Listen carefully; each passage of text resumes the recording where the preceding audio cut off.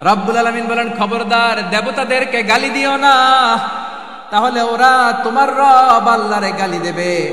প্রতিটি জাতির জন্য তাদের কাজকে আমি আল্লাহ সুশোভিত করে রেখেছি, তারা সবাই একদিন আমার কাছেই ফিরে আসবে। এরপর আমি রব্বুল আলামিন তাদের আমলনামা তাদেরকে জানিয়ে দেব। সুবহানাল্লাহ পড়ে।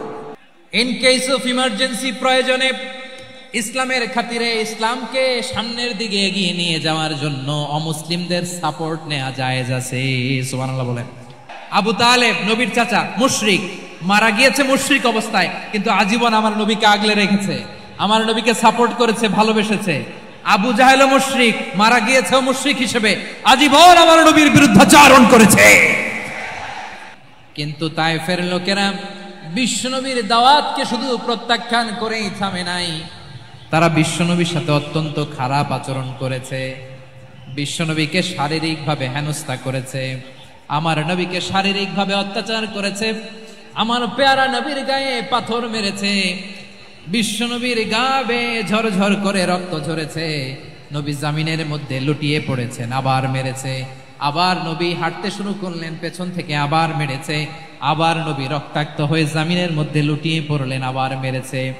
বিশ্বনবীর মতো এত সুশ্রী মানব, বিশ্বনবীর মতো এত শুভ্র মানব, বিশ্বনবীর মতো এমন চমৎকার দেহাবয়ব দিয়ে রব্বুল আলামিন কাউকে বানান নাই। এরকম চমৎকার মানুষটাকে তারা তায়েফের ওই জমিনে রক্তাক্ত করেছে। বিশ্বনবী দুনিয়ার কোনো স্বার্থের জন্য সেখানে যান নাই, নিজের কোনো লাভের জন্য, প্রাপ্তির জন্য যান না। বিশাল মরুপথ, পাহাড়ি পথ পাড়ি দিয়ে তায়েফের মরু জমিনে গেলেন কোরআনের দাওয়াত নিয়ে, ইমানের দাওয়াত নিয়ে। কিন্তু তায়েফের লোকেরা বিশ্বনবীর দাওয়াতকে শুধু প্রত্যাখ্যান করেই থামে নাই, আমার পেয়ারা নবীর গায়ে পাথর মেরেছে, বিশ্বনবীর গা বেয়ে ঝরঝর করে রক্ত ঝরেছে, নবী জামিনের মধ্যে লুটিয়ে পড়েছে। 24-এর ছাত্র নাগরিক অভ্যুত্থানে, এই অভ্যুত্থান যখন শুরু হয়, আমি তখন সাউথ আফ্রিকাতে একটা স্ট্যাটাস দিয়েছিলাম, কোটা নয় গোটা দেশ সংস্কার করা লাগবে। শুধু বাংলাদেশ নয়, সারা বিশ্বের বাংলা ভাষাভাষী লোকেরা এই আন্দোলনের সাথে সমর্থন করেছে। আমাদের ইউনাইটেড আরব আমিরাতের বাংলাদেশি ভাইয়েরা, তারা সেখানে রাস্তায় নেমে এসেছিল। জানেন, ওইখানে ডেমনস্ট্রেশন করা যায় না, সেখানকার সরকার তাদেরকে যাবজ্জীবন দিয়েছিল। তখন প্রধান উপদেষ্টা ডক্টর মোহাম্মদ ইউনূস সরাসরি G2G বলে, এটারে G2G, government to government, G2G, উনি চিঠি লিখলেন যে তাদেরকে, ইউর হাইনেস, হে সম্মানিত আমির, আপনি আমার এই চিঠির কারণে আমার সম্মানে এই 53 জন বাংলাদেশিকে মাফ করে দেন। এই চিঠির বদৌলতে বেকসুর খালাস পেয়ে গিয়েছিল আমাদের ভাইরা। জানেন না এই ঘটনা আপনারা? যে মায়ের বুকের তাজা দুধ খেয়ে আপনি আজকে বাড়ন্ত তাজা তরতাজা, ওই মারে বাদ দেয়া যাবে? মায়ের এক ধারে দুধের দাম, কাটিয়া গায়ের চাম, পাপোশ বানাইলেও ঋণের শোধ হবে না, এমন দরদি ভাবে কেউ হবে না আমার মাহা গো। আমার নবী ইহুদিকেও সম্মান দিতে কার্পণ্য করে নাই। আওয়াজ করে বলেন আল্লাহু আকবার। উহুদের ময়দানে 70 জন মুসলমান শহীদ হলো, এই ইহুদি সেও মুসলমানের পক্ষে যুদ্ধ করে নিহত হলো। সুবহানাল্লাহ বলেন। মুসলিমদের লাশ যখন নিয়ে আসা হলো, এই মুখাইরিকের লাশও নিয়ে আসা হলো।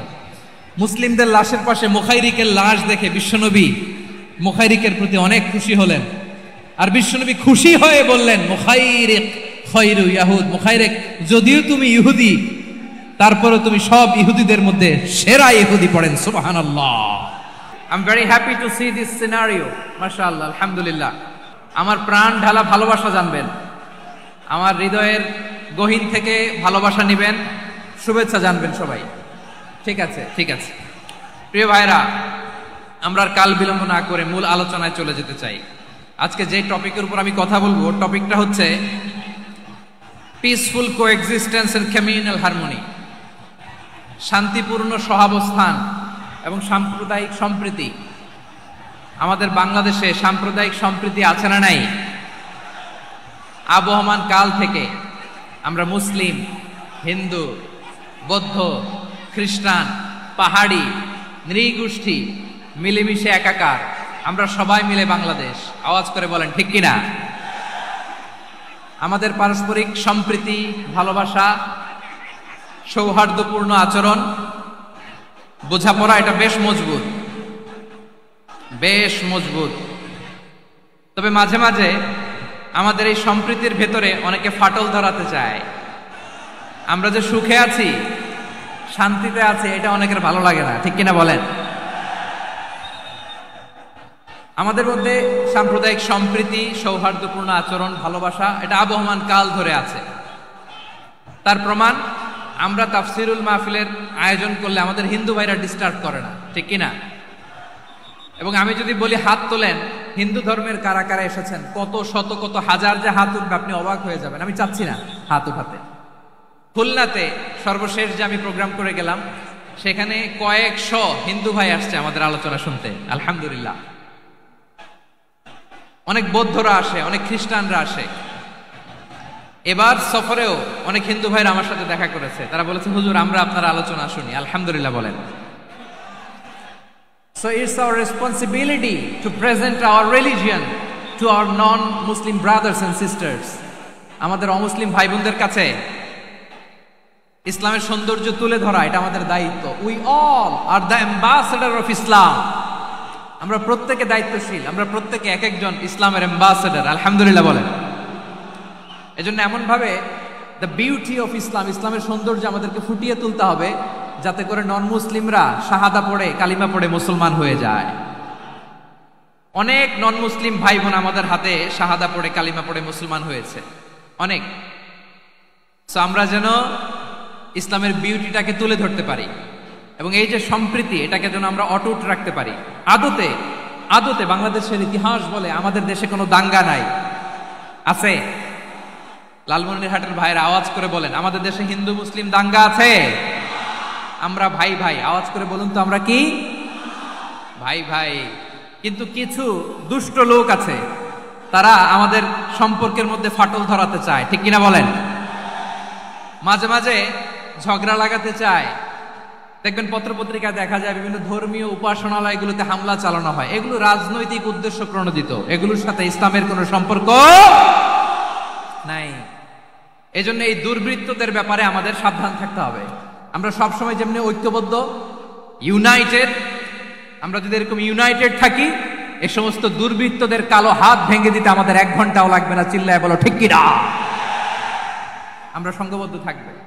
এই যে আমাদের পিসফুল কোএক্সিস্টেন্স, শান্তিপূর্ণ সহাবস্থান। হিন্দুরা পূজা করে, যেদিন হিন্দুদের পূজা অনুষ্ঠান, আমরা ওই দিন তাফসির মাহফিল করি না, ঠিক কিনা বলেন? যেদিন আমাদের তাফসিরুল কোরআনের প্রোগ্রাম, ওই দিন আমাদের হিন্দু ভাইরা ডিস্টার্ব করে না, সুবহানাল্লাহ। হিন্দুদের পূজা অনুষ্ঠানে মাদ্রাসার ছাত্র যে পাহারা দেয়, গোটা বিশ্বে এরকম দৃষ্টান্ত নজির বিরল, ঠিক কিনা বলেন? আইন শৃঙ্খলা বাহিনীর পাশাপাশি মাদ্রাসার ছাত্ররা যে সেখানে পাহারা দেয়, গোটা পৃথিবীতে এই দৃষ্টান্ত আপনি পাবেন।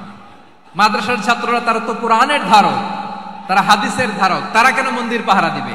এই সম্প্রীতিকে ধরে রাখার জন্য, এই সৌহার্দ্যকে ধরে রাখার জন্য, আমাদের পারস্পরিক ভালোবাসাকে অটুট রাখার জন্য।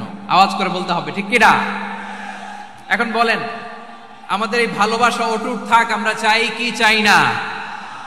আমরা হিন্দু মুসলিম মিলেমিশে শান্তিপূর্ণ সহাবস্থান, সাম্প্রদায়িক সম্প্রীতি, লালমনিরহাটের ভাইয়ের আওয়াজ করে বলুন, এই সাম্প্রদায়িক সম্প্রীতি আমরা চাই কি চাই না?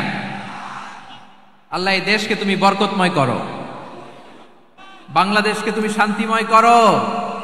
আওয়াজ করে সবাই বলেন আমিন। এই জায়গাটাতে সামান্য একটু আওয়াজ হচ্ছিল, এটাও থেমে গেছে, আলহামদুলিল্লাহ, আলহামদুলিল্লাহ। এখন একেবারে everything is in my control, মাশাআল্লাহ। ঠিক আছে, আমি মূল আলোচনায় যাই। প্রিয় ভাইরা, আমি বলেছিলাম আমার আলোচনার বিষয় হচ্ছে শান্তিপূর্ণ সহাবস্থান, সাম্প্রদায়িক সম্প্রীতি। আমরা দেখব ইসলাম আমাদেরকে কি কি দিক নির্দেশনা দেয়। আমরা দেখব যে রাসূল সাল্লাল্লাহু আলাইহি ওয়াসাল্লাম এই পিসফুল কোএক্সিস্টেন্সের জন্য আমাদের কি শিখিয়েছেন, কি কি গাইডলাইন দিয়েছেন। আমরা 1, 2, 3, 4 করে এগুলো আপনাদের সাথে শেয়ার করব। আমি আপনাদের খেদমতে সূরাতুল আনআমের 108 নম্বর আয়াত তেলাওয়াত করেছি। এখানে আল্লাহ রাব্বুল ইজ্জা ওয়াল জালাল তিনি ইরশাদ করছেন, ওয়ালা তাসুব্বুল্লাযীনা يدعون من دون الله فيسبوا الله عدوا بغير علم كذلك زينا لكل أمة عملهم ثم إلى ربهم مرجعهم فينبئهم بما كانوا يعملون رب العالمين বলেন গোলাম ও আমার ইমানদার বান্দারা শোনো শোনো ও আমার বিশ্বাসী বান্দারা শোনো শোনো লা তাসুবুল্লাযীনা ইয়াদউনা মিন দুনিল্লাহ ফায়াসুবুল্লাহা আদওয়াম বিগাইরি ইলম ও আমার বিশ্বাসী বান্দারা যারা আল্লাহকে ব্যতি রেখে আল্লাহকে বাদ দিয়ে অন্য উপাস্যকে ডাকে দেবীর পূজা করে দেবতাদের পূজা করে তোমরা খবরদার তাদের গালি দিও না আওয়াজ করে বলেন কি দিও না আল্লাহ বলেন ও বিশ্বাসীরা শোনো যারা আল্লাহকে বেছে রেখে দেবীর পূজা করে অন্য উপাস্যের পূজা করে তাদেরকে ডাকে ওই দেবতাদেরকে তোমরা গালি দিও না যদি ওই দেবতাদেরকে গালি দাও তাহলে ভুলবশত শত্রুতাবশত তারা তোমাদের রব আল্লাহকে গালি দেবে ঠিক কিনা তোমরা যদি তাদের দেবতাদের গালি দাও ওরা রেগে তোমার আল্লাহরে গালি দিবে তাহলে আল্লাহরে গালি খাওয়ানোর কারণ হয়ে গেলাম আমি ঠিক কিনা বলেন রব্বুল আলামিন বলেন খবরদার বিশ্বাসীরা আল্লাহ ছাড়া যারা অন্যান্য উপাস্যদেরকে ডাকে দেবতাদেরকে ডাকে তাদেরকে তোমরা গালি দিও না ওই সমস্ত দেবতাদেরকে যদি তোমরা গালি দাও তাহলে তারা আল্লাহকে গালি দিবে ঠিক কিনা বলেন আমরা দেবতাদের গালি দিলে ওরা আল্লাহকে গালি দিবে রব্বুল আলামিন বলেন খবরদার দেবতাদেরকে গালি দিও না তাহলে ওরা তোমার রব আল্লাহরে গালি দেবে প্রতিটি জাতির জন্য তাদের কাজকে আমি আল্লাহ সুশোভিত করে রেখেছি তারা সবাই একদিন আমার কাছেই ফিরে আসবে এরপর আমি রব্বুল আলামিন তাদের আমলনামা তাদেরকে জানিয়ে দেব সুবহানাল্লাহ পড়ে প্রিয় ভাইরা আল্লাহ তাআলা বলেছেন খবরদার গালি দিও না আদেশটা কার আওয়াজ করে বলেন তো হিন্দুদের দেবতা দেবদেবীদেরকে গালি দেওয়া যাবে না আওয়াজ করে বলুন প্রিয় ভাইরা এই আদেশটা কার এই আপনাদের গলার আওয়াজ অন্য ধর্মের দেবতাদেরকে যে গালি দেওয়া যাবে না এই আদেশটা কার আরো জোরে বলুন কার গালি দিবেন কোন দেবতাকে দিবেন যদি দেন তাহলে ওরা আল্লাহরে গালি দিবে তাহলে আল্লাহরে গালি খাওয়াইলো কে আপনি ঠিক কিনা বলেন আমি আল্লাহকে গালি খাওয়ানোর কারণ হলাম কারণ আমি যদি গালি না দিতাম ওরা আমার রবকে গালি দিত না আওয়াজ করে বলেন ঠিক কিনা তাহলে প্রিয় ভাইয়েরা ইসলাম আমাদেরকে শিখায় সূরাতুল আনআমের 108 নম্বর আয়াত থেকে আমরা বুঝলাম কোন ধর্মকে ছোট করা যাবে না অন্য ধর্মকে ছোট করা মানে ইসলামকে ছোট করা অন্য ধর্মের দেবতাকে গালি দেওয়া মানে আল্লাহকে গালি খাওয়ানো আওয়াজ করে বলেন ঠিক কিনা খবরদার এটা করা যাবে না আর অন্য ধর্মের দেবতাকে যদি আপনি গালি দেন ওরা ইসলাম থেকে দূরে সরে যাবে যাও ইসলামের প্রতি আকৃষ্ট হয়েছিল আর কোনোদিন ইসলামের ধারে কাছে আসবে না আওয়াজ করে বলেন ঠিক কিনা এজন্য কখনো কোনোদিন অন্য ধর্মের দেবতাদেরকে গালি দেয়া যাবে না অন্য ধর্মের কোন দেবতাদেরকে আমরা গালি দিব না বরং ইসলামের beauty the beauty of Islam ইসলামের সৌন্দর্যকে আমরা তুলে ধরব আমরা যদি বিশ্বনবী সাল্লাল্লাহু আলাইহি ওয়াসাল্লামের জীবনের দিকে তাকাই তাহলে আমি দেখব বিষ্ণু ঈসা ইসলাম মক্কাতে কিংবা মদিনাতে অন্য ধর্মের লোকদের সাথে খুব পিসফুলি লাইফ লিড করেছেন হোক মুশরিক হোক খ্রিস্টান হোক ইহুদি বিশ্বনবী সবার সাথে মিলেমিশে ছিলেন আলহামদুলিল্লাহ বলেন ইসলাম হচ্ছে পিসফুল রিলিজিয়ান অন্য ধর্মের প্রতি সহনশীলতার সবক ইসলাম আমাদেরকে দেয় কিন্তু প্রতিটি মুসলিমের এটা মনে রাখতে হবে আল্লাহর কাছে পছন্দনীয় গ্রহণযোগ্য ধর্ম জীবনাদর্শ একটি সেটা হচ্ছে ইসলাম আওয়াজ করে বলেন সেটা কি লালমনিরহাটের ভাইয়েরা আওয়াজ করে বলুন আল্লাহর কাছে মনোনীত ধর্ম একটি সেটা কি এজন্য রব্বুল আলামিন বলেন ইন্নাদ-দীনা ইনদাল্লাহিল ইসলাম আল্লাহর কাছে মনোনীত গ্রহণযোগ্য অ্যাকসেপ্টেড ধর্ম মতাদর্শ একটা সেটা হলো ইসলাম ইসলাম ছাড়া অন্য কোন ধর্ম যদি কেউ তালাশ করে তার ওই ধর্ম আল্লাহ গ্রহণ করবে না ওমাইয়াবতাগি গায়রাল ইসলামি দীনান ফালাই ইউকবালা মিন ওয়া হুয়া ফিল আখিরাতি মিনাল খাসিরিন।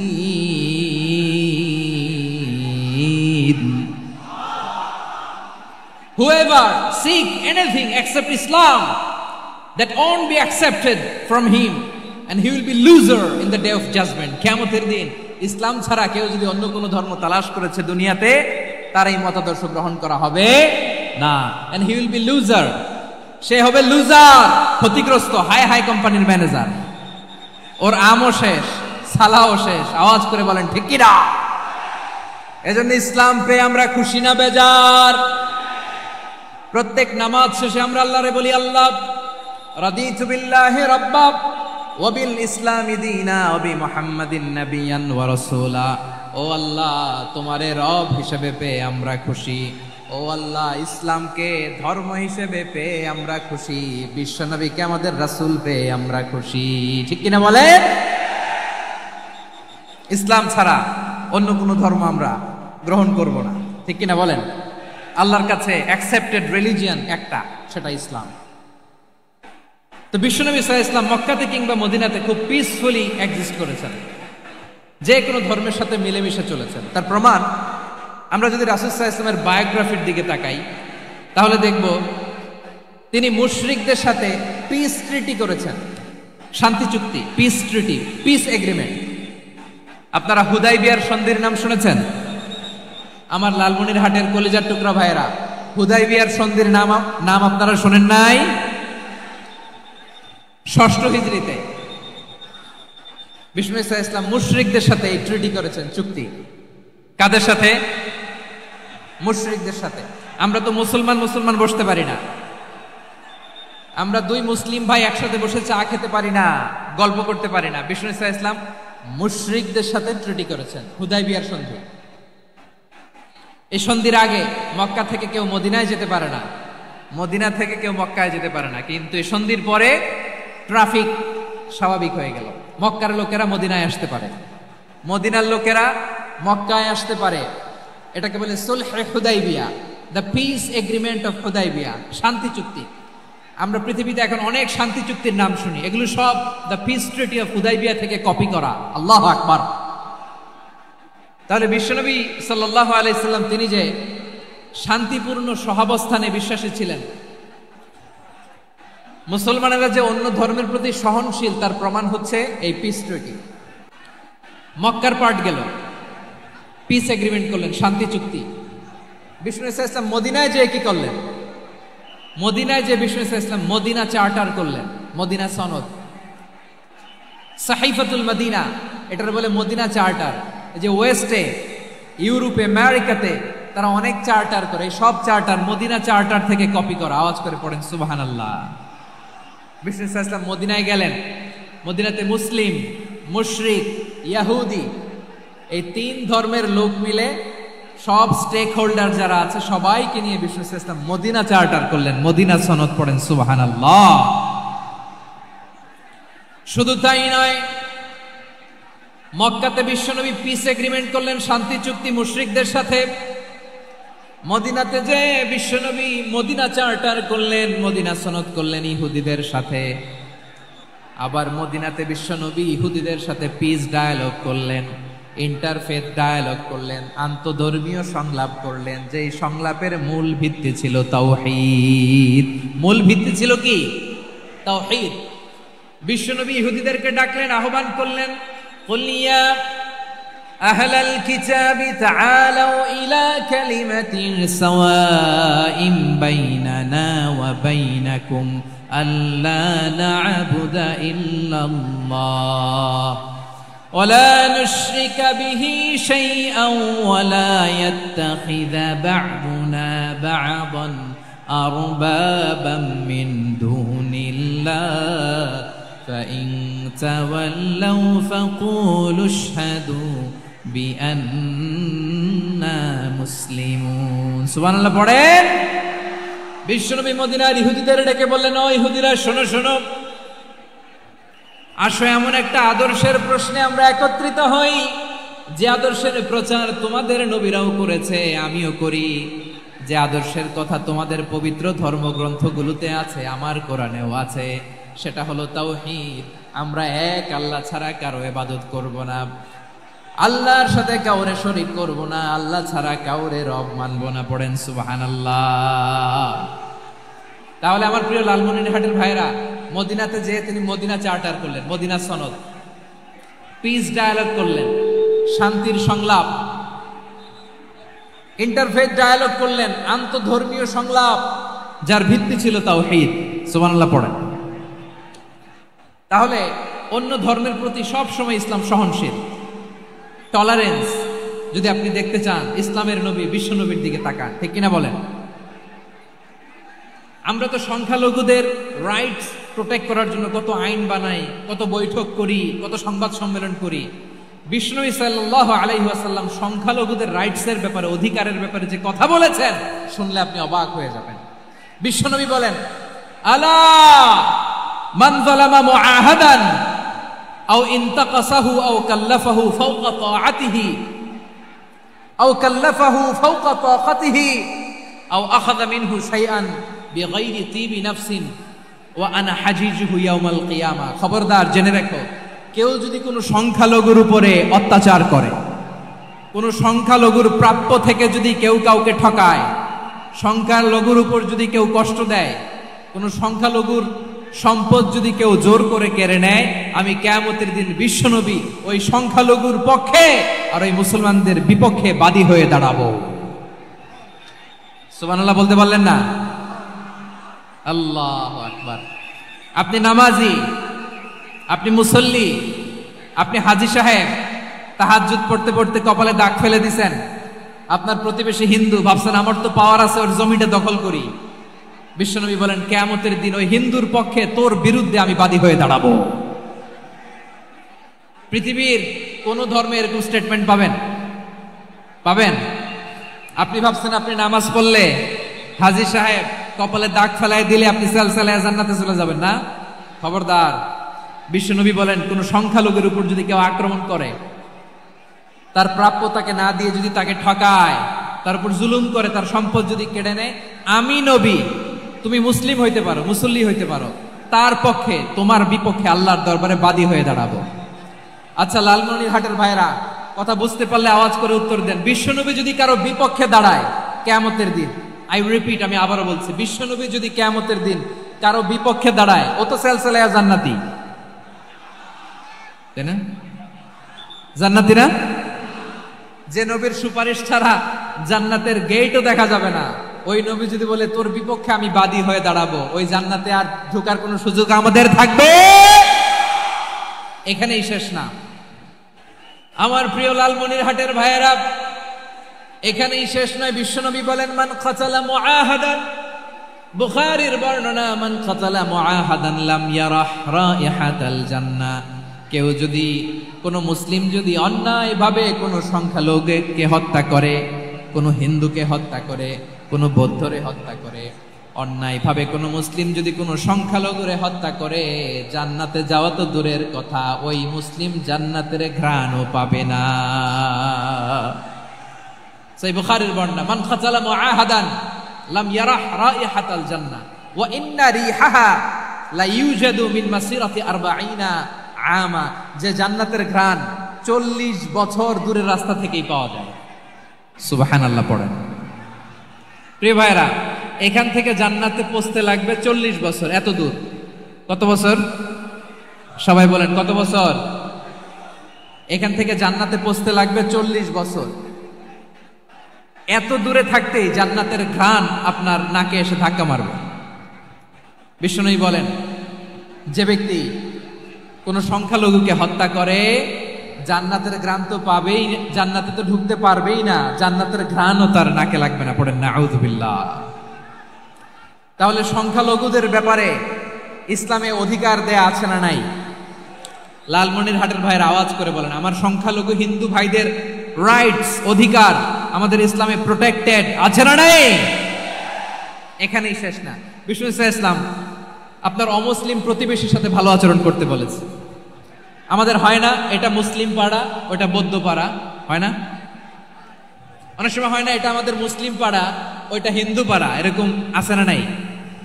লালমনিরহাটে নাই না? আছে? হিন্দু যদি আপনার প্রতিবেশী হয় কি করবেন? ওরে কষ্ট দিবেন নাকি?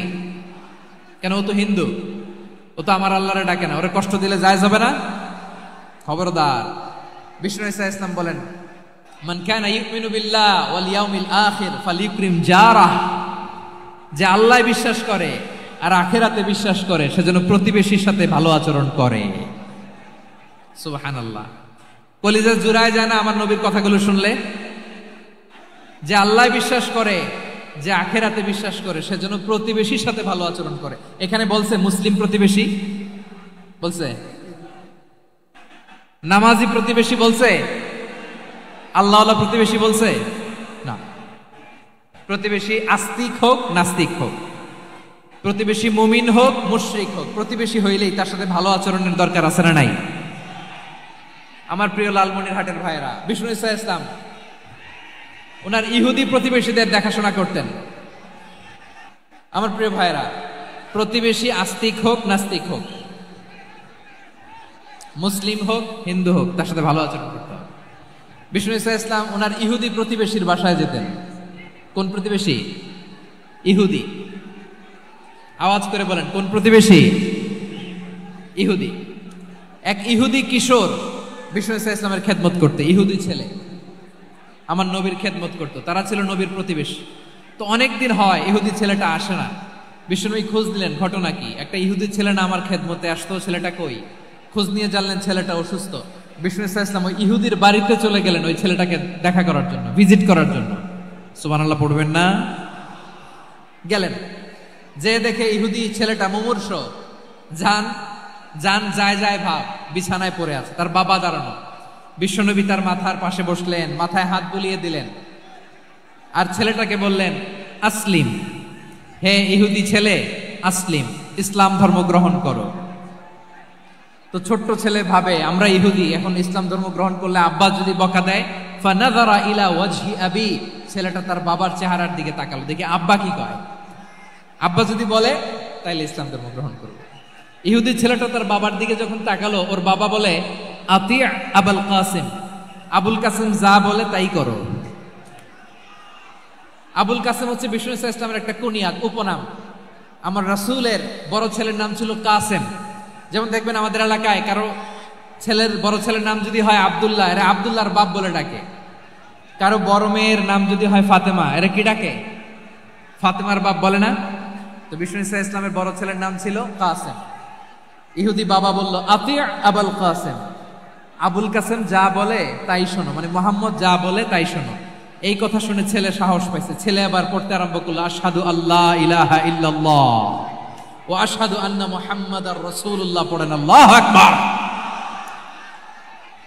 বিশ্বনবীর আহ্বান শুনে, ওই আহ্বানে সাড়া দিয়ে ইহুদি ছেলে শাহাদা পড়ে মুসলমান হয়ে গেল। তার হৃদয়টারে ইমানের নূর দিয়ে আলোকিত করে দিল কে? প্রিয় ভাইরা, এবার রাসূল সাল্লাল্লাহু আলাইহি ওয়াসাল্লাম বের হয়ে আসলেন ঘর থেকে, আর বললেন, আলহামদুলিল্লাহিল্লাযী আনকাযাহু মিনান নার, প্রশংসা সে আল্লাহর, যে আল্লাহ জাহান্নামে চলে যাচ্ছিল প্রায় এমন একটা লোককে মুহূর্তের মধ্যে কালেমায়ে শাহাদাতের বদৌলতে জান্নাতি বানায় দিলেন। আওয়াজ করে পড়েন সুবহানাল্লাহ। এই হাদিস থেকে আমরা কি শিখলাম? What is the moral of the story? এক নাম্বার স্টোরি হলো, প্রতিবেশী ইহুদি হোক হিন্দু হোক, যাবেন, সুসম্পর্ক রাখবেন, উপহার দিবেন, বিপদে পাশে দাঁড়াবেন, তাইলেই তো আপনাদের প্রতি, মুসলমানদের প্রতি তারা আকৃষ্ট হবে, ঠিক কিনা বলেন? আপনি যদি হিন্দুদের সাথে বৌদ্ধদের সাথে নাই মিশেন, নাস্তিকের কাছে নাই যান, তো ইসলামের সৌন্দর্যটা ওরা বুঝবে কেমনে? আমার অনেক হিন্দু পরিচিত ভাই আছে, ওরা আমাদের ইফতারির প্রোগ্রামে এসে একসাথে ইফতারি করে। অনেক মদখোর আমার সাথে বসে একসাথে ডিনার করে, হাফ প্যান্ট পরা, গলায় স্বর্ণের চেইন, হাতে স্বর্ণের ব্রেসলেট, আইসা আমার সাথে ডিনার করছে, আছে এরকম। গাঁজাখোর, আমি বলে আসো, welcome welcome to my dinner, আসো বসো, বসলেই তো আমি ওর ডিএনএ, চিন্তার ডিএনএ চেঞ্জ করে দেওয়ার সুযোগ পাবো। চিল্লায় বলো ঠিক কি না? আসতে হবে আমার কাছে। Our door is open, the door of Islam is open 24/7। সব সময় আমাদের ইসলামের দরজা আমার অমুসলিম ভাইদের জন্য খোলা আছে না নাই? এই হাদিস থেকে দুইটা শিক্ষা। এক নম্বর শিক্ষা, প্রতিবেশী মুসলিম হোক অমুসলিম হোক, যান অসুস্থ হইলে একটু আপেল নিয়ে যান, আঙ্গুর নিয়ে যান, কমলা নিয়ে যান, তাদের সাথে ভালো আচরণ করেন। ইসলামের বিউটি দেখে, সৌন্দর্য দেখে অবাক হবে, নসিব ভালো হলে কোনোদিন কালিমা পড়ে মুসলমান হয়ে যাবে। ঠিক কিনা বলেন? তাহলে অমুসলিমের সাথে ভালো সম্পর্ক। বিশ্বনবী ইহুদির বাড়িতে গেলেন, ইহুদির বাড়ি, আর আমার মুসলমান ভাই আমার কাফের বলে, এরকম আছে না নাই? মুসলিমরা দেখতে পারে না, সহ্য করতে পারে। বিশ্বনবী সাল্লাল্লাহু আলাইহি ওয়াসাল্লাম ইহুদির বাড়িতে গেলেন, এটা একটা শিক্ষা। আরেকটা শিক্ষা হলো, এই হাদিস থেকে আমাদের শিক্ষা হলো, আমার প্রতিবেশী যেই ধর্মের হোক আমি সম্পর্ক রাখবো। অসুস্থ হলে যাব, কি বলেন ভাইরা? যাবেন না? যাবেন না আপনারা? আচ্ছা, 2 নম্বর শিক্ষা হলো, বিষ্ণু ইসা ইসলামের খাদেম ছিল ইহুদি, এতদিন খেদমত করলো, একদিনও বিশ্বনবী ওরে কালিমার দাওয়াত দেয় নাই। কারণ কি? বিশ্বনবী একটা ভালো সময়ের অপেক্ষা করতেছিলেন, প্রপার টাইমিং। দাঈর কাজ হচ্ছে দাঈ ইলাল্লাহ, সে হচ্ছে সুযোগ সন্ধানী। দাঈ সুযোগ খোঁজে, কখন দাওয়া দিলে ব্যাটে বলে হবে, ঝুপ বুঝে কোপ মারে। ঠিক কিনা বলেন?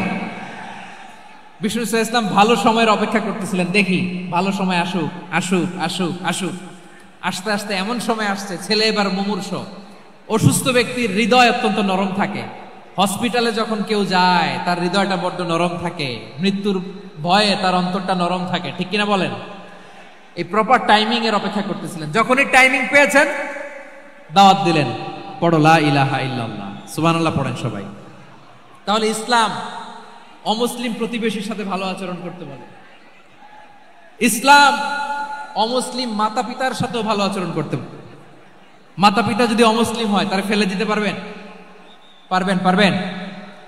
আমার লালমনিরহাটের ভাইরা, অনেক হিন্দু ছেলে আমাদের হাতে শাহাদা পড়ে মুসলিম হয়, কিন্তু ওর মা মুসলমান হয় নাই, বাবাও হয় নাই। এরকম আছে না নাই? তো ও হয়েছে মুসলিম, মা বাপ হিন্দু, এখন মা বাপ কি বাদ?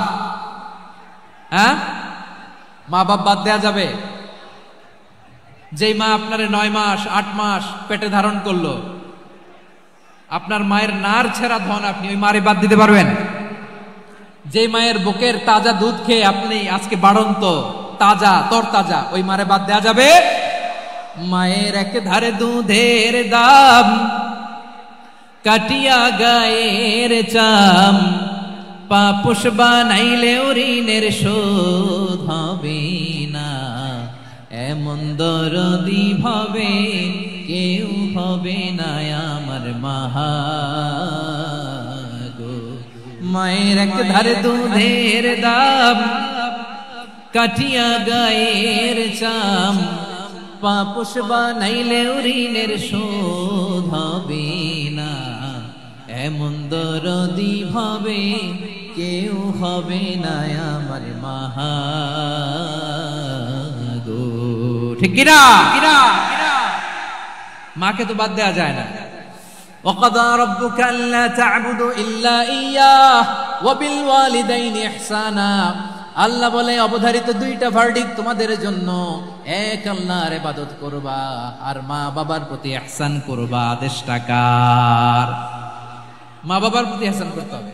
আমার মা হিন্দু হোক ভালো আচরণ করতে হবে, বৌদ্ধ হোক ভালো আচরণ করতে হবে। আমার যে সমস্ত হিন্দু ভাইয়েরা মুসলিম হয়েছে, তোমাদের মা বাবা এখনো মুসলমান হয় নাই, তাদের সাথে ভালো আচরণ করতে হবে। আপনাদের খেদমত নিজে করতে হবে অথবা খেদমতের ব্যবস্থা করাই দিতে হবে। মান্থলি যে খরচ লাগে এটা দিতে হবে। আরে তুমি এখন মুসলিম, তোমার মা বাবা হিন্দু, এখনই তো সুযোগ ইসলামের সৌন্দর্য দেখানো। এখন মা বাবা যদি দেখে আরে এটা হিন্দু থাকতে তো বদমাইশ ছিল, বেয়াদব ছিল, কি এমন ধর্ম সে গ্রহণ করলো যেটা গ্রহণের সাথে সাথে সে পাল্টে গেল? কি এমন ধর্ম সে গ্রহণ করেছে যেটা তার জীবনকে আলোকিত করে দিয়েছে? নসিব ভালো হলে তারাও কালিমা পড়ে মুসলমান হয়ে যাবে। বিষ্ণু ইসলামের স্ত্রীর নাম ছিল আয়েশা রাদিয়াল্লাহু তাআলা আনহা, আবু বকর রাদিয়াল্লাহু তাআলা আনহুর মেয়ে। আবু বকর রাদিয়াল্লাহু তাআলা আনহুর আরেক মেয়ের নাম হচ্ছে আসমা। কি নাম? দুজনই আবু বকর রাদিয়াল্লাহু তাআলা আনহুর মেয়ে, আসমা আর আয়েশা। নাম দুটো কেমন লাগে? আসমা নামটা কেমন লাগে? আয়েশা নামটা কেমন লাগে? সবার ভালো লাগে নাই? নাম দুটো আপনাদের ভালো লাগে? লালমনিরহাটে অনাগত যদি কন্যা সন্তান হয়, যদি মনে চায় আসমা রেখে দিতে পারবেন। যদি মনে চায় আয়েশা রেখে দিয়েন। দেশে বিদেশে এয়ারপোর্টে রাস্তা ঘাটে শুধু বলে হুজুর একটা নাম দেন, আমার ছেলের একটা নাম দেন, মেয়ের একটা নাম দেন। তো আমার মনে আছে যশোরের আবদিনের মাহফিলে আমি একটা দুইটা নাম দিয়েছিলাম। আজকে লালমনিরহাটের এই প্রোগ্রামে কন্যা সন্তান যদি হয় দুটা নাম দিলাম, আসমা কিংবা আয়েশা। ইনশাআল্লাহ পড়েন। দুজন বোন, এক মায়ের না, বাবা এক মা দুইজন। আয়েশা রাদিয়াল্লাহু তাআলা আনহার মায়ের নাম উম্মে রুমান, আর আসমা রাদিয়াল্লাহু তাআলা আনহার মায়ের নাম কুতাইলা বিনতে আব্দুল উজ্জা। আবু বকর রাদিয়াল্লাহু তাআলা আনহু 4টা বিয়ে করেছিলেন। তো একই ঘটনা ঘটেছে এই ফ্যামিলিতে। আসমা ইসলাম ধর্ম গ্রহণ করে মুসলিমা, কিন্তু তার মা কুতাইলা মুশরিকা। আই রিপিট, বোঝার জন্য আমি আবারও বলি, আসমা রাদিয়াল্লাহু তাআলা আনহা মুসলিমা, আর আসমার মা কুতাইলা, আওয়াজ করে বুঝে থাকলে বলেন, আসমার মা মুশরিকা। তার মানে মেয়ে মুসলিম, মা অমুসলিম। ভেজাল আছে না নাই? কিন্তু কুতাইলা আর ধৈর্য ধারণ করতে পারে না। নার ছেড়া ধন, কলিজার টুকরা ধন, কলিজার টুকরা সন্তান আসমারে দেখতে বড্ড মন চায়। সাইয়েদনা আসমা রাদিয়াল্লাহু তাআলা আনহা মক্কা থেকে হিজরত করে মদিনায় চলে গেলেন। হুদাইবিয়ার পর যখন মক্কা মদিনার ট্রাফিক স্বাভাবিক হলো, মক্কার লোক মদিনায় যায়, মদিনার লোক মক্কায় আসে। কুতাইলা কলিজার টুকরা সন্তান আসমারে দেখার জন্য কিছু উপহার নিয়ে বিশাল মরুপথ পাড়ি দিয়ে মক্কা থেকে মদিনায় যায়। সুবহানাল্লাহ বলেন। এখন মা আসছে মেয়ের সাথে দেখা করতে, মেয়ে তো আর দেখা দেয় না। মেয়ে ভাবছে আমার মতো মুশরিকা অপবিত্রা, তার সাথে কি দেখা দেয়া যাবে? বিশ্বনবীর দরবারে চলে গেলেন। সুবহানাল্লাহ বলেন। কি সৌভাগ্যবান ছিল তারা, মাসলা জানার দরকার হলেই নবীর দরবারে চলে যেত। ঘরে বউয়ের সাথে ঝগড়া হলে নবীর দরবারে চলে যেত। অনেক সাহাবী বলে আমার পেটে ক্ষুধা লাগলো আমি নবীর কাছে চলে যেতাম, কারণ নবীর চেহারার দিকে তাকালেই আমার পেটের ক্ষুধা মিটে যেত। সাইয়েদনা আসমা রাদিয়াল্লাহু তাআলা আনহা বিশ্বনবীর কাছে চলে গেলেন, যে বললেন ইয়া রাসূলুল্লাহ ইয়া হাবিবাল্লাহ ইন্না উম্মি কাদিমাতুন ইলাইয়া ওয়া হিয়া রাগিবা। আমার মা মক্কা থেকে অনেক দূর মরুর পথ পাড়ি দিয়ে উপহার সামগ্রী নিয়ে মদিনায় আমার সাথে দেখা করতে এসেছে গো নবী। আমার জানতে বড্ড ইচ্ছে হয় আমি আমার মুশরিকা মায়ের সাথে একটু দেখা করতে পারবো কিনা। আফা আসিলুহা, আগে যেমনি আমি আমার মায়ের সাথে ভালো আচরণ করতাম, যেমনি আমি আমার মায়ের সাথে সদাচরণ করতাম গো নবী, এখন আমি মুসলিমা মা মুশরিকা, এখনো কি আগের মতো সদাচরণ করতে পারবো নাকি? বিশ্বনবী বললেন নাম সিদিহা, হ্যাঁ রে আসমা, অবশ্যই অবশ্যই, আগে ঠিক যেমন তুমি তোমার মায়ের সাথে ভালো আচরণ করতে এখনো তেমনি আগের মতো ভালো আচরণ করবা। আওয়াজ করে পড়েন সুবহানাল্লাহ। কি ইসলাম আমরা পেয়েছি! কত ব্রড মাইন্ডেড আমাদের ইসলাম, কত ওপেন মাইন্ডেড ইসলাম, কত ওপেন আপ করতে পারে, চিন্তা করতে পারেন। বিষ্ণু বললেন হ্যাঁ অবশ্যই, নাম সুলিহা, আগে যেমনি ভালো আচরণ করছো আসমা এখন ওইরকমই করো, পারলে আরো বাড়ায় করো। সুবহানাল্লাহ বলেন। তাহলে আমার যে হিন্দু ভাইরা হিন্দু বোনেরা ইমানের বদৌলতে দৌলতে আপনি ধন্য হয়েছেন, আপনার আম্মা আব্বা এখনো মুসলমান হয় নাই, তাদের জন্য দোয়া করেন, তাদের জন্য দোয়া করেন, আল্লাহ যেন তাদেরকেও ইমানের দৌলত দান করে। আমরা সবাই পড়ি আমিন, আরো জোরে পড়েন আমিন। এখন বলেন ইসলাম কি ন্যারো মাইন্ডেড রিলিজিয়ান না ব্রড মাইন্ডেড? লালমনিরহাটের যুবক ভাইরা আওয়াজ করো, ইসলাম কি ন্যারো মাইন্ডেড না ব্রড মাইন্ডেড? কতটা ব্রড মাইন্ডেড দেখেন। বিশ্বনবী সাল্লাল্লাহু আলাইহি সাল্লাম অমুসলিমরা যদি নবীকে উপহার দিত ওই উপহারও বিশ্বনবী গ্রহণ করতেন। সুবহানাল্লাহ পড়েন। আপনার অমুসলিম বন্ধু যদি উপহার দেয় সেটাও আপনি নিতে পারবেন, যেটা নেওয়া যায়। কিন্তু আপনার বন্ধু যদি আপনার মদের বোতল দেয় নিতে পারবেন? হ্যাঁ, মদের বোতল দিলে পারবেন। আপনার বন্ধু যদি আপনার পর্ক দেয়, পর্ক শুকরের গোশত মিশ্রিত কোনো খাবার, ওটা নিতে পারবেন না। হালাল যে কোনো জিনিস নিতে পারবেন। বিশ্বনবী সাল্লাল্লাহু আলাইহি ওয়াসাল্লাম অমুসলিমদের দেয়া হাদিয়া গ্রহণ করতেন। কেমন নবী ছিলেন? আমার নবীরে চিনে নেন, আমার নবীর অ্যাটিটিউড জেনে নেন। বিশ্বনবী সাল্লাল্লাহু আলাইহি ওয়াসাল্লাম যখন কোনো জনপদে যেতেন 3টা অপশন নিয়ে যেতেন। প্রিয় ভাইয়ের আওয়াজ করে বলতে হবে, কোন জনপদে গেলে আমার নবীর অপশন থাকতো কয়টা? আমার মতো 3 আঙ্গুল উঁচু করে দেখান আর বলুন আমার নবী কোন জনপদে গেলে কয়টা অপশন নিয়ে যেতেন? 1 নাম্বার অপশন আসলিম তাসলাম। নতুন এলাকায় গেলে বলতেন আসলিম তাসলাম, ইসলাম ধর্ম গ্রহণ করো, শান্তিতে থাকবা, আমার ভাই হয়ে যাবে, আমরা ভাই ভাই। ইসলাম মানো, আমরা ভাই ভাই। অপশন নাম্বার কত? 1। যদি বলে না ইসলাম মানবো না, ওকে, অপশন নাম্বার 2, মুসলিম হওয়ার দরকার নাই, লা ইকরাহা ফিদ্দিন, ইসলামে কোনো বাড়াবাড়ি নাই। খ্রিস্টান আছো থাকো, বৌদ্ধ আছো থাকো, ইহুদি থাকতে চাও থাকো, কিন্তু আমরা যেহেতু রিজিওনাল সুপার পাওয়ার, আমাদের আন্ডারে থাকো, ট্যাক্স দিয়া থাকো, এটার বলে জিজিয়া। আলেম যারা আছেন বুঝবেন এটার আরবিতে কি বলে, জিজিয়া। You pay us the tax, we will give you the security. তোমরা ট্যাক্স দিবা, আমরা সিকিউরিটি দিব, আমাদের আওতায় থাকবা, কেউ তোমাদেরকে আক্রমণ করতে পারবে না, আমরা নিরাপত্তা দিব। সুবহানাল্লাহ বলেন। এটা অপশন নাম্বার কত? আচ্ছা বুঝে থাকলে বলেন 1 নাম্বার অপশন কি ছিল? ইসলাম। ইসলাম মানো, শান্তিতে থাকবা, ভাই ভাই, আমরা ভাই ভাই। অপশন নাম্বার 2, ট্যাক্স দাও, আমরা নিরাপত্তা দিব, মুসলিম হওয়া লাগবে না। এখন 1 নাম্বারও মানে না, 2 নাম্বারও মানে না, মুসলিম হবো না, ভালো, খ্রিস্টান থাকো, ট্যাক্স দাও, আমরা সিকিউরিটি দিব না, এটাও মানি না। বিষ্ণু বলেন তাহলে তলোয়ার আমাদের আর তোমাদের মাঝে ফয়সালা করবে, মুসলিমও হবে না, ট্যাক্স দিবা, নিরাপত্তা দিব, আমরা সুপার পাওয়ার, আমাদের আন্ডারে থাকবে, এইটাও না। তাহলে তোমাদেরকে তো আমরা বিশ্বাস করতে পারি না, কখন না কখন বিশ্বাসঘাতকতা করো, কার সাথে মিলে হাত মিলাও, তলোয়ার আমাদের মাঝে ফয়সালা করবে। তখন তিনি জিহাদের সশস্ত্র সংগ্রামের ঘোষণা দিতেন। সুবহানাল্লাহ পড়েন। দেখেন পশ্চিমারা জেহাদকে এইভাবে চিত্রায়িত করে না, ওরা জেহাদ বলতে বুঝায় তলোয়ার, হাত কাটো, গলা কাটো না। জেহাদ সশস্ত্র সংগ্রাম 3 নম্বরে। অধিকাংশ ক্ষেত্রেই বিশ্বনবীর সুন্দর আচরণ দেখে, আরে আমার নবীর যে নুরানি চেহারা, অনেকে তো কেবল সিরেফ চেহারাটা দেখেই কালিমা পড়ে মুসলমান হয়ে গিয়েছে। যারা মুসলিম হয় নাই তারা তাদের ইসলামেই বলবৎ ছিল, ট্যাক্স দিয়ে ইসলামের আন্ডারে ছিল। যারা এটাও মানে নাই ওইটাও মানে নাই, তাদের বিরুদ্ধে জেহাদ।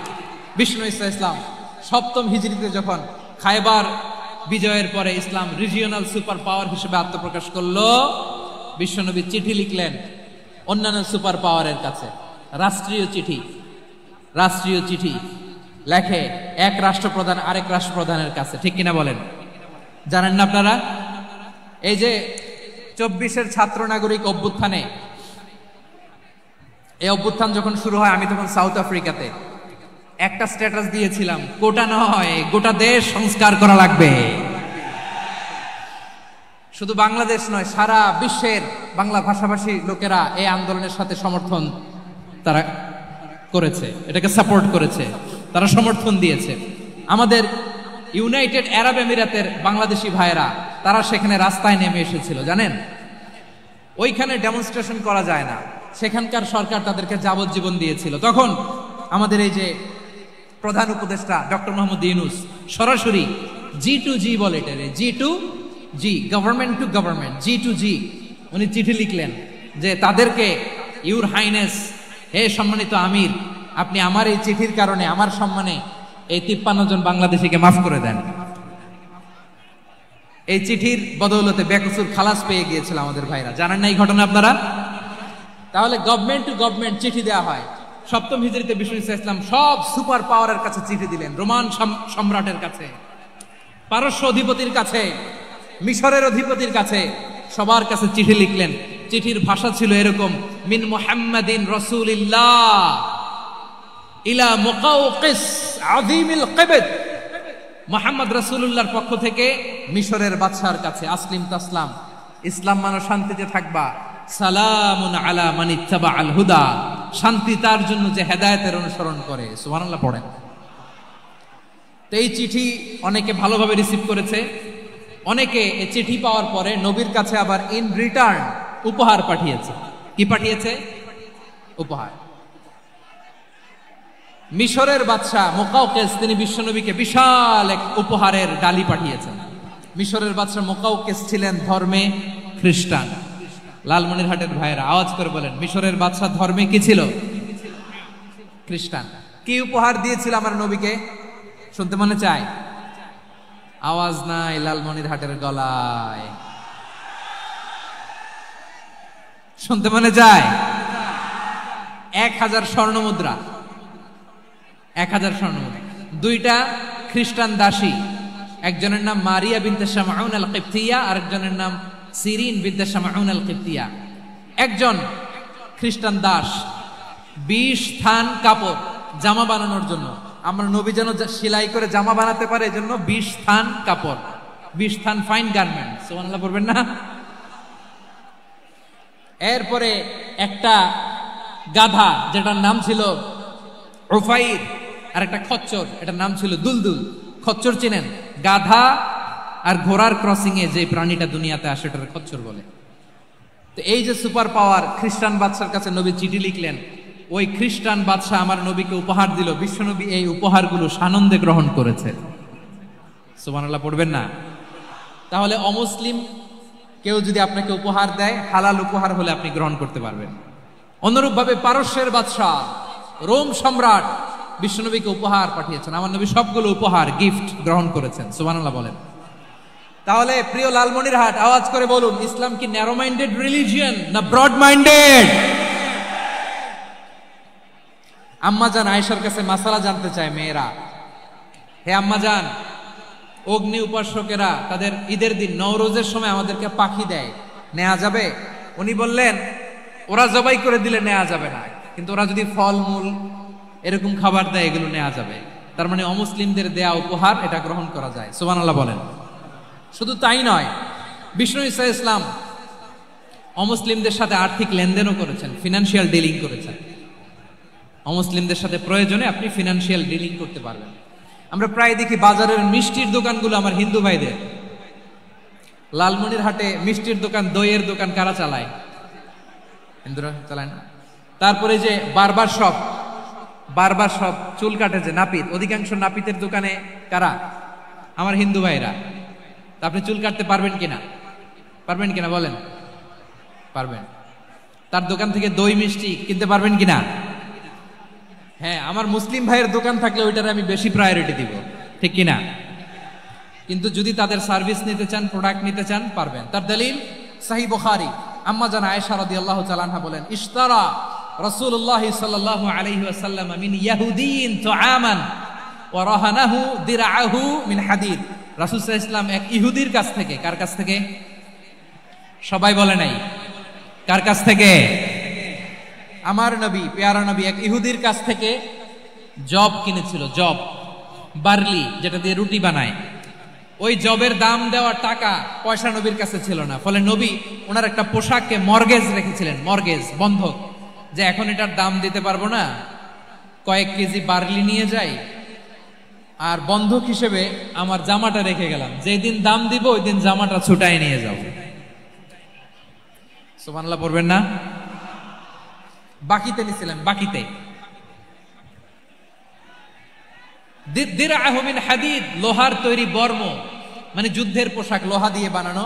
বিশ্বনবী বললেন, কয়েক কেজি জব দাও, টাকাটা পরে দিব, এখন টাকা নাই, বন্ধক হিসেবে, মর্গেজ হিসেবে আমার জামা রেখে গেলাম, যখন টাকা দিব জামা ছুটায় নিব। আওয়াজ করে বলতে হবে সুবহানাল্লাহ। এ থেকে বোঝা গেল অমুসলিমদের সাথে ফিনান্সিয়াল ডিলিং করা যায়, অর্থনৈতিক লেনদেন করা যায়, কেনাবেচা করা যায়, প্রোডাক্ট কেনা যায়। এমনকি আমাদের মসজিদে নববীতে বারান্দায় আপনার একটা অটোমেটিক ফ্লাইং আমব্রেলা দেখছেন? সূর্য যখন বাড়ে মসজিদে নববীর বারান্দায়, ইয়ার্ডের মধ্যে অটোমেটিক্যালি কিছু আমব্রেলা আছে, শাঁ করে খুলে যায়, আর সূর্যের তাপ লাগে না। আবার সন্ধ্যাবেলায় এই আমব্রেলাগুলো ওরা ক্লোজ করে ফেলে, দেখেন নাই না? দেখছেন? এই মসজিদে নববীকে সর্বোচ্চ উন্নত মানের কনস্ট্রাকশন ইনফ্রাস্ট্রাকচারে ডেভেলপ করার জন্য কর্তৃপক্ষ কিছু অমুসলিম ইঞ্জিনিয়ারের, ডিজাইনারের সহায়তা নিয়েছিল। সুবহানাল্লাহ বলেন। কোন দলিলের ভিত্তিতে? এই দলিলের ভিত্তিতে যে বিষ্ণু ঈসা ইসলাম অমুসলিমদের সাথেও লেনদেন করেছেন। আওয়াজ করে বলতে হবে আল্লাহু আকবার। শুধু তাই নয়, ইন কেস অফ ইমার্জেন্সি, প্রয়োজনে ইসলামের খাতিরে, ইসলামকে সামনের দিকে এগিয়ে নিয়ে যাওয়ার জন্য অমুসলিমদের সাপোর্ট নেওয়া জায়েজ আছে। সুবহানাল্লাহ বলেন। অমুসলিমদের সাপোর্ট নেয়া, তাদের থেকে অর্থ নেয়া, পলিটিক্যাল সাপোর্ট, পলিটিক্যাল অ্যাসাইলাম নেওয়া জায়েজ আছে। আমাদের অনেক বিশ্ববরেণ্য দায়ীরা আমেরিকায় অস্থায়ীভাবে অ্যাসাইলাম নিয়ে থাকে, নিজের দেশে গেলে ফাঁসিতে ঝুলাই দিবে, যুগ যুগ ধরে দায়ীদের উপর এরকম অত্যাচার আর নির্যাতন আছে না নাই? মিশরের অনেক দায়ীরা পাশ্চাত্যে যেয়ে থাকে, এই যে তারা পলিটিক্যাল অ্যাসাইলাম নিয়ে থাকে, রাজনৈতিক আশ্রয়, এটা জায়েজ আছে না? এটা যে জায়েজ আছে তার প্রমাণ স্বয়ং বিশ্বনবী সাল্লাল্লাহু আলাইহি ওয়াসাল্লাম পলিটিক্যাল সাপোর্ট নিয়েছিলেন অমুসলিমদের কাছ থেকে। সুবহানাল্লাহ বলেন। খুব মজাদার একটা ঘটনা শুনবেন, আপনাদের আগ্রহ দেখে তো মনে হয় না শোনার ইচ্ছা আছে। আছে আছে, গলায় জোর আছে। লিল্লাহে তাকবীর, লিল্লাহে তাকবীর, নারায়ে তাকবীর। মাশাআল্লাহ।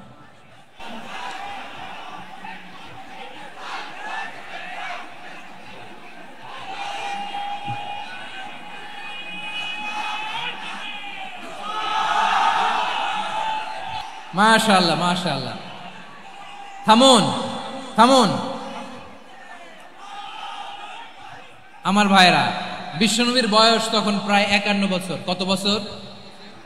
বিশ্বনবীর সবচেয়ে কাছের মানুষ খাদিজা রাদিয়াল্লাহু তাআলা আনহা ইন্তেকাল করেছেন। বিশ্বনবী বড্ড কষ্ট পেলেন, হৃদয়টা ভেঙে খান খান। যিনি ঘরের ভেতরে বিশ্বনবীকে সান্ত্বনা দিতেন, ভালোবাসা দিতেন, বাইরে গেলে কুরাইশরা বকাঝকা করে, অত্যাচার করে, কিন্তু আম্মাজান খাদিজা রাদিয়াল্লাহু তাআলা আনহা ঘরটারে এমন শান্তির নীড় বানায় রেখেছেন, এই ঘরের ভিতরে ঢুকলে বিশ্বনবীর কলিজাটা ঠান্ডা হয়ে যেত। এজন্য রব্বুল আলামিন বলেন, খাদিজা, ও আমার বান্দি খাদিজা, জান্নাতে এমন স্পেশাল একটা ঘর আমি তোমার জন্য রেডি করে রেখেছি। ওই ঘরের মধ্যে কোনো আওয়াজ নাই, ওই ঘরের মধ্যে কোনো নয়েজ নাই, ওই ঘরে কোনো বিশৃঙ্খলা নাই। কারণ মক্কার জমিনে আমার নবী কুরাইশদের বিশৃঙ্খলা, নয়েজ আর ঝামেলাগুলোকে উপেক্ষা করে যখন তোমার ঘরের ভিতরে ঢুকতো, ঘরটারে তুমি শান্তির নীড়, ঠান্ডা, নীরব, নিস্তব্ধ, নিঝুম আর শান্তির নীড় বানিয়ে রেখেছো। এজন্য জান্নাতে স্পেশাল একটা শান্তির নীড় আমি তোমারে উপহার দেব। ওই প্রিয়তমা স্ত্রী খাদিজা ইন্তেকাল করলেন, বিশ্বনবীর হৃদয় ভেঙে খান খান। আবার ওনার চাচা আবু তালেব ইন্তেকাল করলেন, যিনি পলিটিক্যাল শেল্টার দিতেন নবীকে। কে দিতেন? আবু তালেবের ভয়ে, বিশ্বনবীর এই চাচার ভয়ে কোনো মুশরিক নবীর গায়ে হাত দেওয়ার সাহস পায় নাই। এখন স্ত্রীও নাই, চাচাও নাই, নবীকে আশ্রয় দেওয়ার কেউ নাই, নবীর চারদিকে অন্ধকার। নবী এখন কই যাবেন? আমার পেয়ারা নবী নতুন স্টেশন খুঁজতেছেন, নতুন দাওয়াতি প্ল্যাটফর্ম খুঁজতেছেন। তিনি যায়েদ বিন হারেসা রাদিয়াল্লাহু তাআলা আনহুকে নিয়ে মক্কার পাশের একটা নেইবরিং সিটি তায়েফে চলে গেলেন। কোথায় চলে গেলেন? লালমনিরহাটের ভাইয়ের আওয়াজ করে বলেন, কোথায় গেলেন?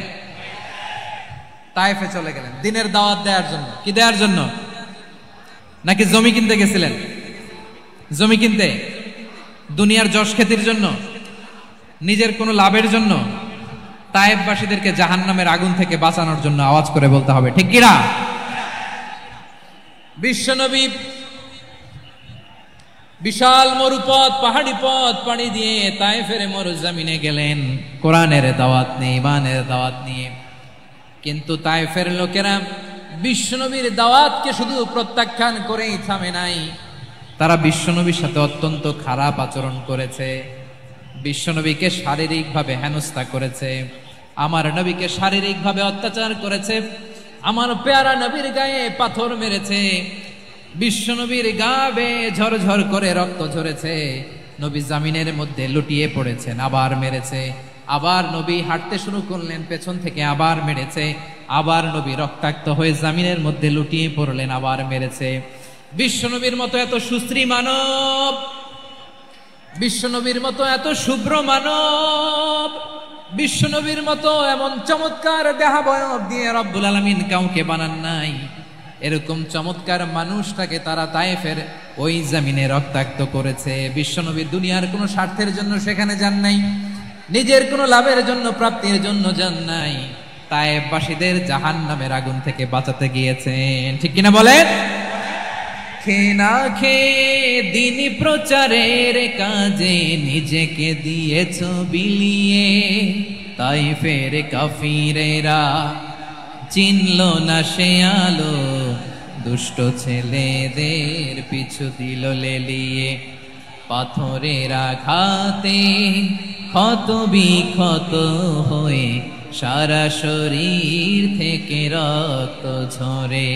হে রাসূল তোমাকে ভুলি আমি কেমন করে, হে রাসূল তোমাকে ভুলি আমি কেমন করে।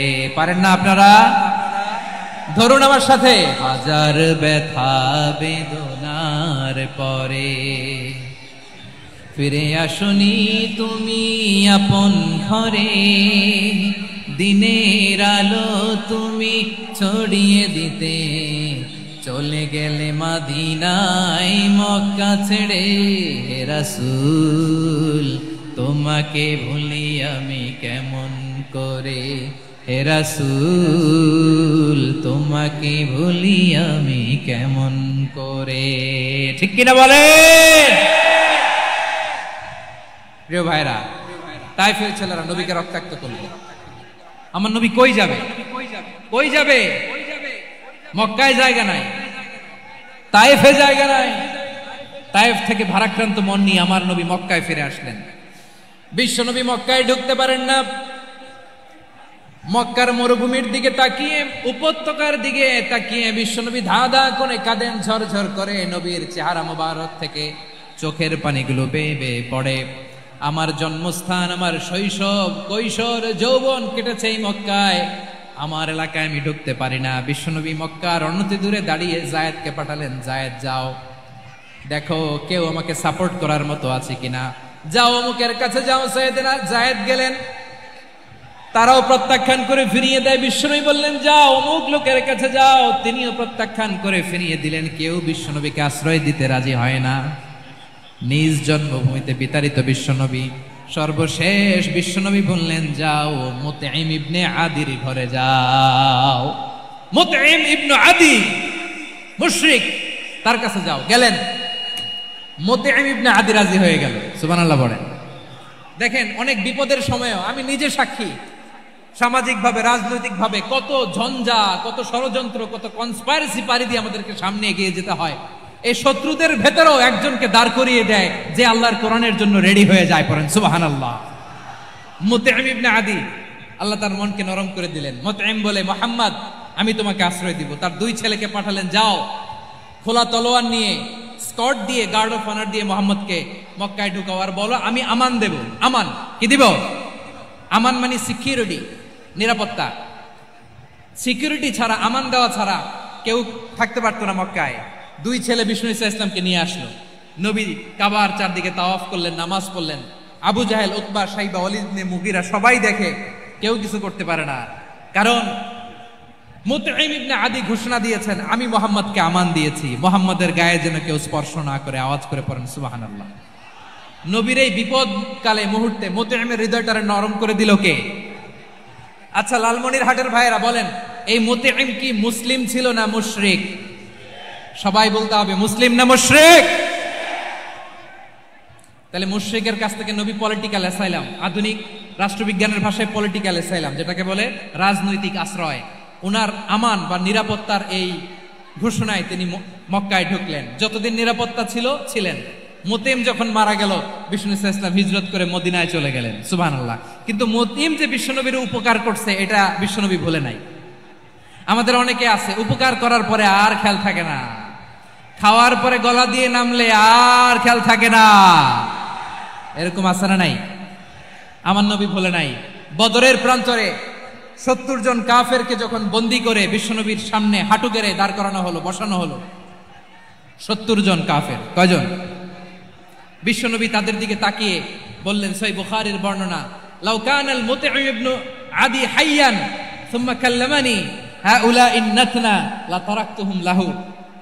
বদরের প্রান্তরে 70 জন বন্দী কাফিরের দিকে তাকিয়ে আমার নবী বললেন, আজকে মুতঈম ইবনে আদি যদি বেঁচে থাকতো আর তোমাদের 70 জনের ব্যাপারে যদি মুতঈম এক বাক্যে একটা সুপারিশ করত, তার সম্মানে আজকে তোদের সবাইকে আমি মাফ করে দিতাম।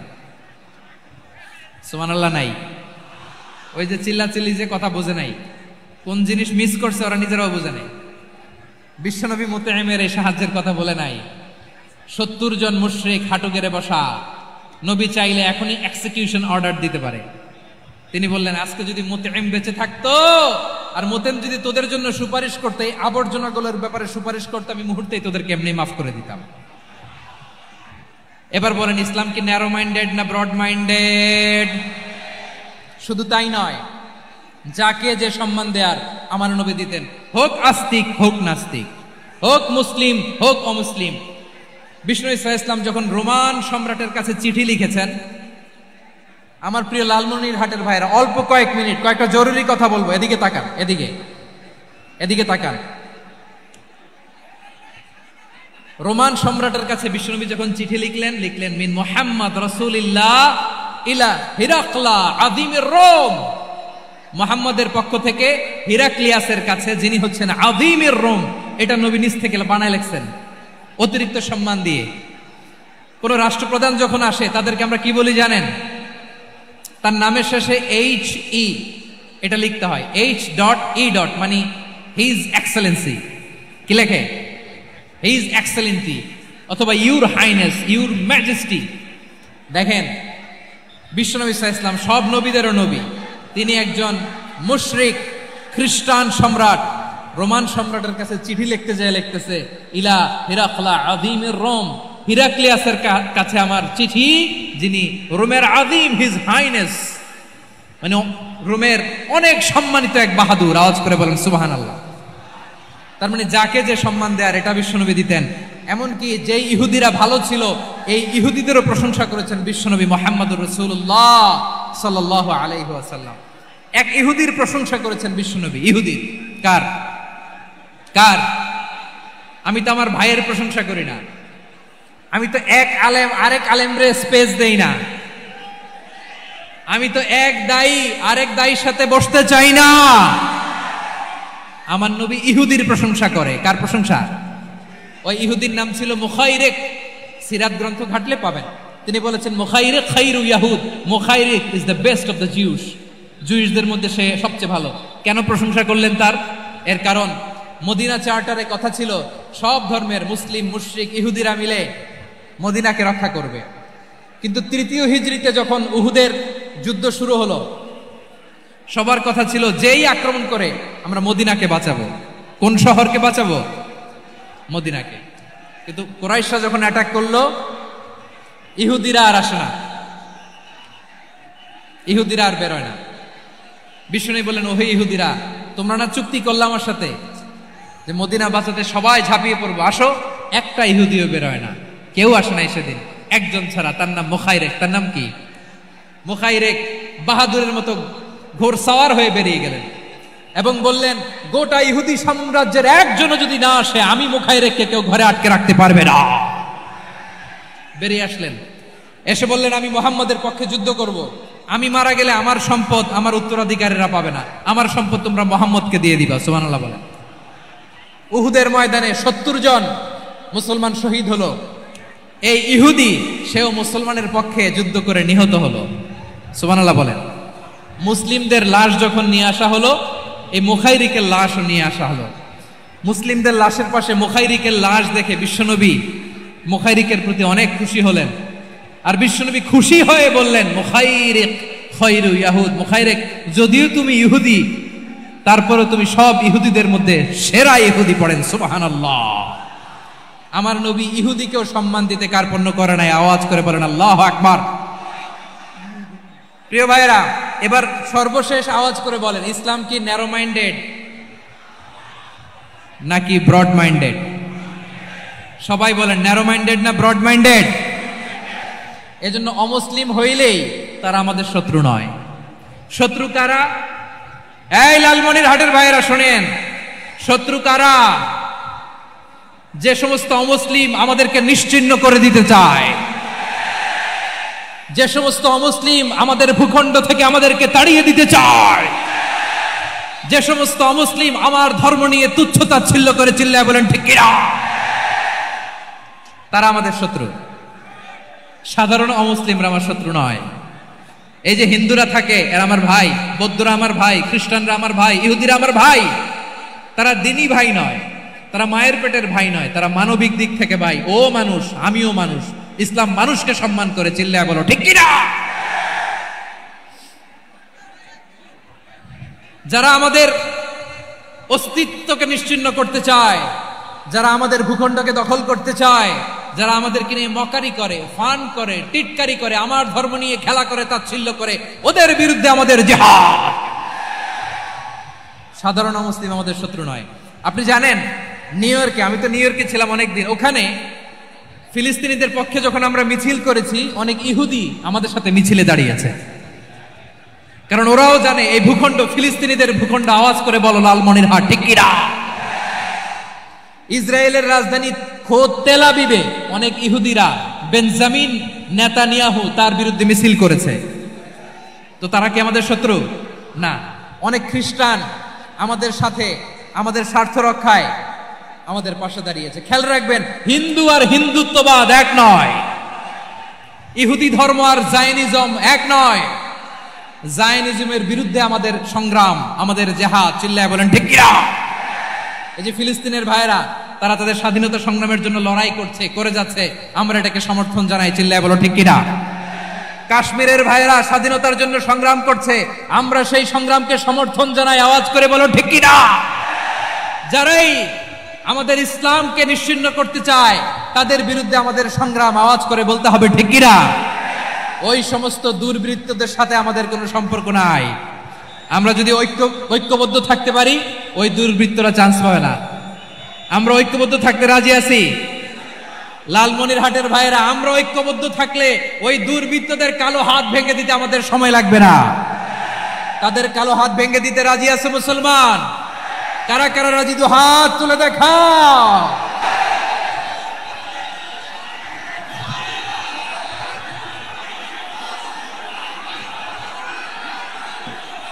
আমার প্রাণ প্রিয় লালমনিরহাটের ভাইরা, শত্রু কাফের আর অশত্রু কাফেরের মধ্যে পার্থক্য আছে না নাই? আবু তালেবও মুশরিক, আবু জাহেলও মুশরিক, কিন্তু দুই মুশরিকে পার্থক্য আছে না নাই? আবু তালেব নবীর চাচা, মুশরিক, মারা গিয়েছে মুশরিক অবস্থায়, কিন্তু আজীবন আমার নবীকে আগলে রেখেছে, আমার নবীকে সাপোর্ট করেছে, ভালোবেসেছে। আবু জাহেলও মুশরিক, মারা গিয়েছে মুশরিক হিসেবে, আজীবন আমার নবীর বিরুদ্ধাচরণ করেছে। আবু জাহেলের শক্তি, সামর্থ্য, স্ট্র্যাটেজি, প্ল্যান সব আমার নবীর বিরুদ্ধে ছিল। আবু জাহেলের কারণে একটা দিন শান্তিতে আমার নবী মক্কায় ঘুমাতে পারে না, চিল্লায় বলেন ঠিক কিনা? এজন্য রব্বুল আলামিন বলেন, লা ইয়ানহাকুমুল্লাহু আনিল্লাযীনা লাম ইউকাতিলুকুম ফিদ-দীন ওয়া লাম ইখরিজুকুম মিন দিয়ারিকুম আন তাবাররুহুম ওয়া তুকসিতু ইলাইহিম ইন্নাল্লাহা ইউহিব্বুল মুকসিতিন।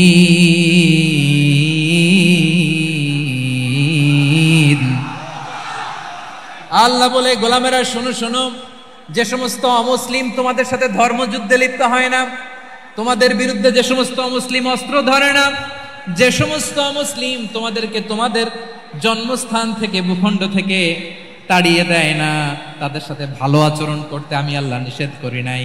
তাদের সাথে সদাচরণে কোনো নিষেধাজ্ঞা নাই, বরং তাদের সাথে সদাচরণ করো, এটাই আমি আল্লাহ চাই।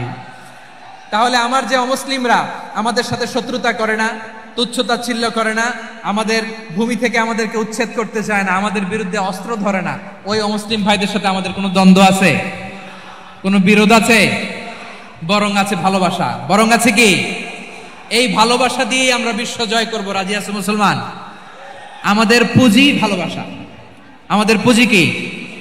এবার আওয়াজ করে বলেন, আমার এই পুরো আলোচনা থেকে the religious coexistence, peaceful coexistence, শান্তিপূর্ণ সহাবস্থান, কমিউনাল হারমোনি, এই সাম্প্রদায়িক সম্প্রীতি, এই আলোচনা থেকে কি বুঝলেন? ইসলাম কি ন্যারো মাইন্ডেড না ব্রড মাইন্ডেড?